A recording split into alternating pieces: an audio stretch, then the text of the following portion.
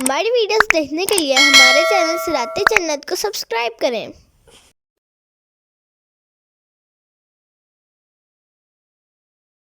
يا أيها الذين آمنوا إن من أزواجكم وأولادكم عدوا لكم فاحذروهم وإن تعفوا وتصفحوا وتغفروا فإن الله غفور رحيم۔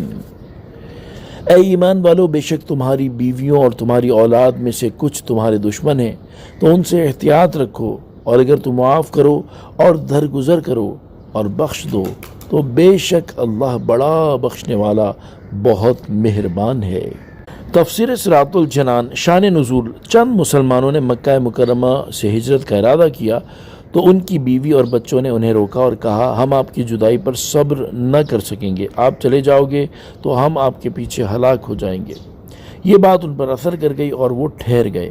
کچھ عرصے کے بعد انہوں نے ہجرت کی تو رسول کریم صلی اللہ تعالیٰ علیہ وآلہ وسلم کے صحابہ کرام رضی اللہ تعالیٰ عنہم کو دیکھا کہ وہ دین میں بڑے ماہر اور فقیہ ہو گئے ہیں۔ یہ دیکھ کر انہوں نے اپنے بیوی بچوں کو سزا دینے کا ارادہ کیا اور یہ قصد کیا کہ ان کا خرچ بند کر دیں گے، کیونکہ وہی لوگ انہیں ہجرت سے مانع ہوئے تھے، جس کا یہ نتیجہ ہوا کہ حضور پر نور صلی اللہ تعالیٰ علیہ وآلہ وسلم کے ساتھ ہجرت کرنے والے اصحاب علم و فقہ میں ان سے منزلوں آگے نکل گئے۔ اس پر یہ آیت کریمہ نازل ہوئی جس میں آئندہ ایسے بیوی بچوں کی بات ماننے سے منع کیا گیا، ان سے تعلق ترک کرنے سے بھی روکا گیا اور انہیں اپنے بیوی بچوں سے درگزر کرنے اور معاف کر دینے کی ترغیب بھی دی گئی۔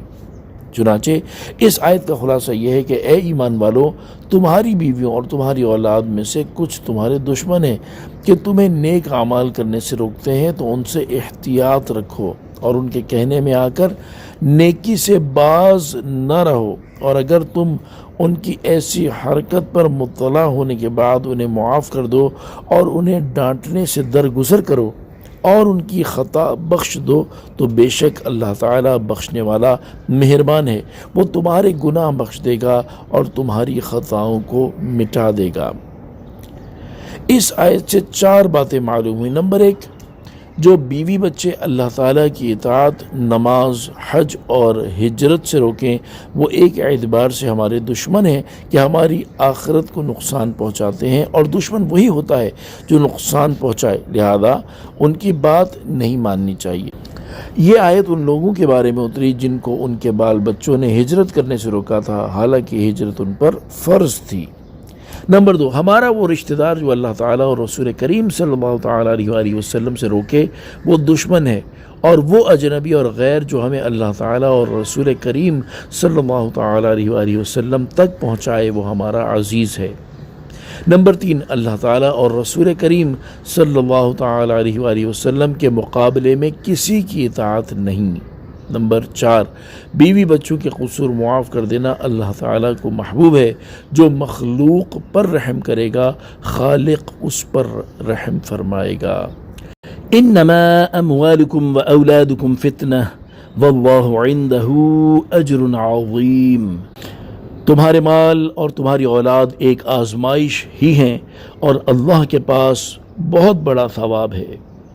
تفسیر صراط الجنان۔ ارشاد فرمایا کہ اے ایمان والو، تمہارے مال اور تمہاری اولاد آزمائش ہی ہیں کہ کبھی آدمی ان کی وجہ سے گناہ اور معصیت میں مبتلا ہو جاتا ہے اور ان میں مشغول ہو کر امور آخرت کو سر انجام دینے سے غافل ہو جاتا ہے، حالانکہ آخرت میں اللہ تعالیٰ کے پاس بڑا ثواب ہے جو کہ تمہارے اموال اور اولاد سے حاصل ہونے والی منفعت سے کہیں زیادہ عظیم ہے۔ تو تم لحاظ رکھو تاکہ ایسا نہ ہو کہ اموال اور اولاد میں مشغول ہو کر ثواب عظیم کھو بیٹھو۔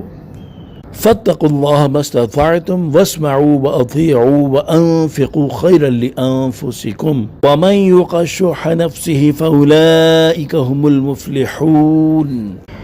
تو اللہ سے ڈرو جہاں تک تم سے ہو سکے، اور سنو اور حکم مانو اور راہ خدا میں خرچ کرو، یہ تمہاری جانوں کے لیے زیادہ بہتر ہوگا، اور جسے اس کے نفس کے لالچی پن سے بچا لیا گیا تو وہی لوگ فلاح پانے والے ہیں۔ تفسیر صراط الجنان۔ یعنی تم نے اس نصیحت کو سن لیا اور ثواب کے بارے میں جان لیا تو تم اپنی طاقت اور وسعت کے مطابق اللہ تعالیٰ سے ڈرتے رہو۔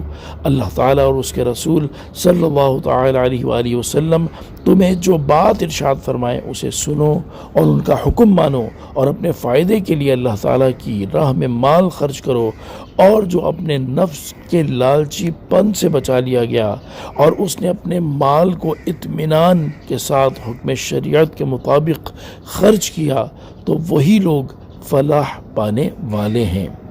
اس آیت سے معلوم ہوا کہ ہر شخص پر اپنی طاقت کے مطابق تقوی اور پرہیزگاری لازم ہے، اور یہ اپنی طاقت کے مطابق تقوی ہی اس آیت میں مراد ہے جس میں ارشاد فرمایا گیا کہ اتقوا اللہ حق تقاتہ، ترجمہ اللہ سے ڈرو جیسا اس سے ڈرنے کا حق ہے۔